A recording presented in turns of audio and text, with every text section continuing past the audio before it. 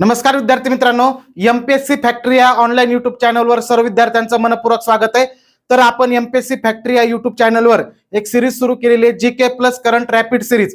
या सिरीज मध्ये आपण काय पाहतोय तर करंटचे जे महत्त्वाचे इव्हेंट्स आहेत किंवा घडलेल्या घडामोडी आहेत त्या आणि त्याच्या संदर्भात जीकेचा कोणत्या कोणत्या संदर्भातल्या घडामोडी ज्याच्यावर आपल्याला वेगवेगळ्या एमपीएससीच्या सरळ सेवेच्या परीक्षेला प्रश्न विचारले जातात ते सर्व याच्यामध्ये आपण कव्हर करणार आहोत. तर आज आपण पाहणार आहेत जागतिक वारसा स्थळ. याच्यामध्ये जागतिक वारसा स्थळ वेगवेगळे सांस्कृतिक म्हणजे काय, त्यानंतर मिश्र म्हणजे काय, त्यानंतर अमूर्त सांस्कृतिक वारसा म्हणजे काय, त्या ह्या सगळ्या गोष्टी, नैसर्गिक म्हणजे काय, या सगळ्या गोष्टी पाहणार आहेत. तसंच नवीन वारसा स्थळ जे घोषित झालेले 45व त्याच्या संदर्भात सुद्धा आपण माहिती पाहणार आहोत. तर हे व्हिडिओ शेवटपर्यंत बघा. तर बघा, आपण एमपीएससीची जी तयारी करतात तलाठी लिपिकसाठी जे गट ब आणि गट क च्या पूर्व आणि मुख्य परीक्षेच्या अभ्यासासाठी आपण एमपीएससी गाईड नावाचं पुस्तक आणलेलं आहे. या पुस्तकामध्ये तुमचा पूर्व परीक्षेचा सगळा सिलेबस कव्हर होणार आहे आणि मुख्य परीक्षेचा पेपर 2 चा सुद्धा बहुतेक सिलेबस याच्यामधून कव्हर होणार आहे. तुम्ही ठोकळ्यामधून अभ्यास करा, सध्या वेळ कमी आहे आणि वेळ कमीत कमी वेळेमध्ये सर्व विषय रिव्हिजन करायचे असतील तर तुम्हाला असं ठोकळ्यातूनच अभ्यास करावा लागणार आहे. आणि मार्केटमध्ये जा, एकदा बघा, आवडला तर घ्या, कारण याचा कंटेंट खूप सुंदर आणि चांगला आहे. त्याच पद्धतीने आपण आपल्या महाराष्ट्र अकॅडमी ऍपवर विजयपथ बॅच सुद्धा सुरू केलेली आहे. गट क आणि गट ब च्या पूर्व आणि मुख्यचा पूर्ण सिलेबस याच्यामध्ये कव्हर केला जाणार आहे. 100% या बॅचचा सुद्धा फायदा होणार आहे. Live plus recorded unlimited use आहेत, प्लस 50 सराव टेस्ट सुद्धा आपण याच्यामध्ये तुमच्यासाठी मोफत देणार आहोत. तर बघा, सुरू करूया आपण. महत्वाचा मुद्दा, 45व जागतिक वारसा स्थळ नुकतंच घोषित झालेलं आहे 25 जुलै 2026 ला. 45व आणि 45व जे जागतिक वारसा स्थळ आहे हे घोषित झालेलं आहे सारनाथ. सारनाथ जे ठिकाण आहे हे वाराणसी जवळ आहे. वाराणसी म्हणजेच काय रे, उत्तर प्रदेश, यूपी मध्ये आहे आणि उत्तर प्रदेश मधलं हे 4थं जागतिक वारसा स्थळ आहे. किती आहे? 4थं उत्तर प्रदेश मधलं. तुम्हाला असंही विचारतात, भारतातलं 45व उत्तर प्रदेश मधलं 4थं जागतिक वारसा स्थळ आहे. आणि 22 जुलै 2026 ला हा जो निर्णय घेतला, हा कुठे घेतला? बुसान हे शहर आहे दक्षिण कोरियामध्ये. या ठिकाणी जी जागतिक वारसा समिती आहे ही युनेस्कोच्या अंतर्गत काम करते.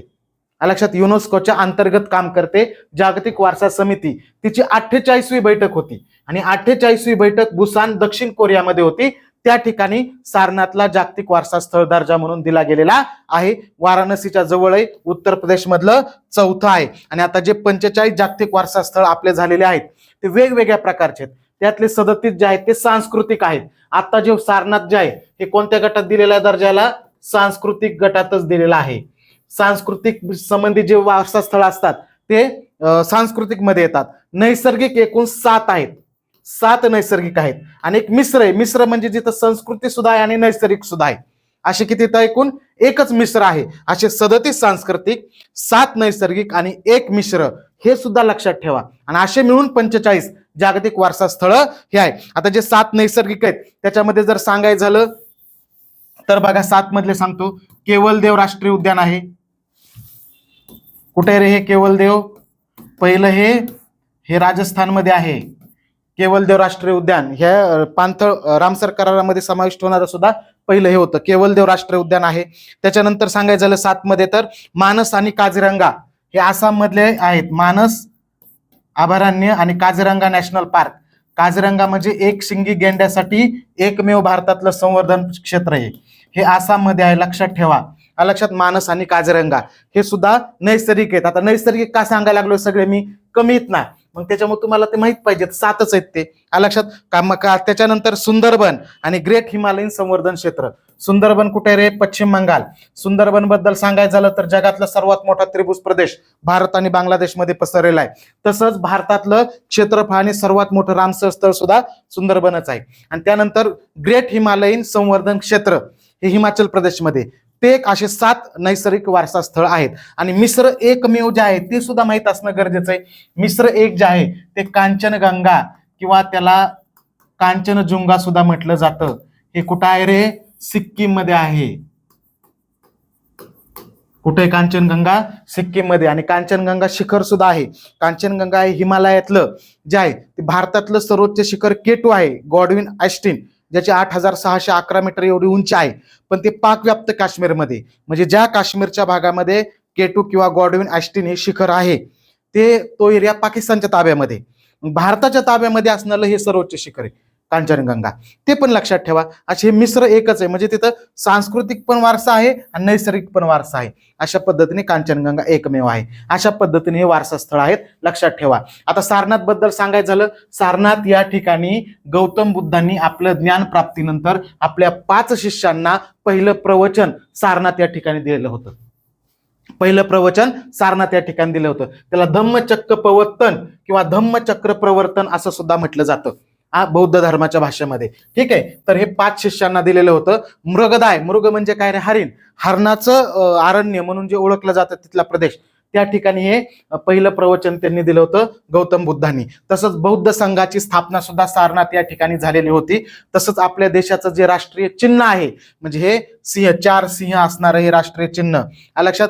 या राष्ट्रीय चिन्ह तसंच राष्ट्रध्वजावरचा जो हे आहे, राष्ट्रध्वजावरचं 24 आरे असणारं जे चक्र आहे, हे सुद्धा या सारनाथ या ठिकाणचं सम्राट अशोकाने जो स्तंभ उभा केला होता त्या ठिकाणी तिथलंच आहे. ते सुद्धा तिथूनच घेतलेलं आहे. या तिन्ही गोष्टी लक्षात ठेवा. अशा पद्धतीने तुम्हाला प्रश्न हा विचारला जाऊ शकतो. त्याच्यानंतर पुढे बघा, आता वारसा स्थळाच्या बाबतीमध्ये भारताचं सांगायचं झालं तर संख्येच्या बाबतीमध्ये आपली 45 संख्या आहे आणि जगामध्ये जागतिक वारसा स्थळाच्या संख्येत भारताचा 6वा क्रमांक लागतो. कितवा लागतो? 6वा. जगामध्ये सगळ्यात जास्त इटली देशामध्ये 61 जागतिक वारसा स्थळ आहेत. जगात सगळ्यात जास्त इटली देशात. चीनमध्ये 60 आहेत, इथं 50 झाले, 60 आहेत चीनमध्ये. चीनचा 2रा क्रमांक लागतोय आणि आपल्या भारताचा कितवा क्रमांक लागतोय? 6वा क्रमांक लागतोय. 1248 प्लस, आता अधिकृत आकडा मला सापडला नाही, पण प्रत्येक ठिकाणी 1248 प्लस एवढे काय जगामध्ये जागतिक वारसा स्थळ आहेत असं सांगितलेलं आहे. आणि आपल्या राज्यामध्ये जर सांगायचं झालं तर महाराष्ट्रामध्ये सर्वात जास्त जागतिक वारसा स्थळ आहेत युनेस्कोच्या यादीमध्ये. महाराष्ट्रामध्ये एकट्या महाराष्ट्रात असणारे 5 आहेत आणि दुसऱ्या राज्यासोबत संयुक्त असणारे 2 आहेत, असे मिळून 7 आहेत. संयुक्त एका राज्याचे धरत नाहीत, त्याच्यामुळे लक्षात ठेवा. आणि पहिल्यांदा जागतिक वारसा स्थळाचा दर्जा दिलेले भारतातले ठिकाणं 1983 वर्ष सुद्धा लक्षात ठेवा. 1983 ला एकूण 4 ठिकाणांना पहिल्यांदा युनेस्कोच्या जागतिक वारसा स्थळ यादीमध्ये समाविष्ट केलं होतं. त्यातले आपल्या महाराष्ट्रातले 2 होते, वेरूळ आणि अजिंठा लेण्या, छत्रपती संभाजीनगर जिल्ह्यातले वेरूळ लेण्या, अजिंठा लेण्या.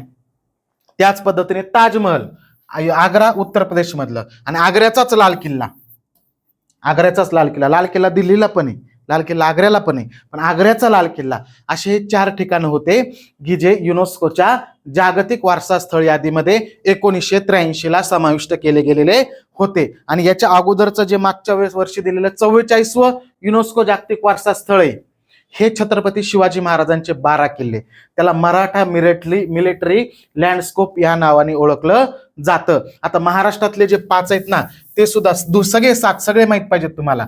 आता महाराष्ट्रातले जे 5 आहेत ना, ह्याच्याबद्दलही बोलतो, 12 किल्ल्याबद्दल. एक तर वेरूळ अजिंठा तुम्हाला माहित झाले, 2 आहेत 1983 ला. त्याच्यानंतर एलिफंटा लेण्या, एलिफंटा लेण्या किंवा त्या घारापुरी बेटावर रायगड जिल्ह्यामध्ये, लक्षात ठेवा. ते एक जागतिक वारसा स्थळ आहे. 1987 साली त्याला दर्जा दिला होता युनेस्को वारसा स्थळाचा. त्यानंतर Chhatrapati Shivaji Maharaj terminal Mumbai, CSMT, Chhatrapati Shivaji Maharaj terminals Mumbai, याला युनेस्कोचा वारसा स्थळ दर्जा दिला होता 2004 ला.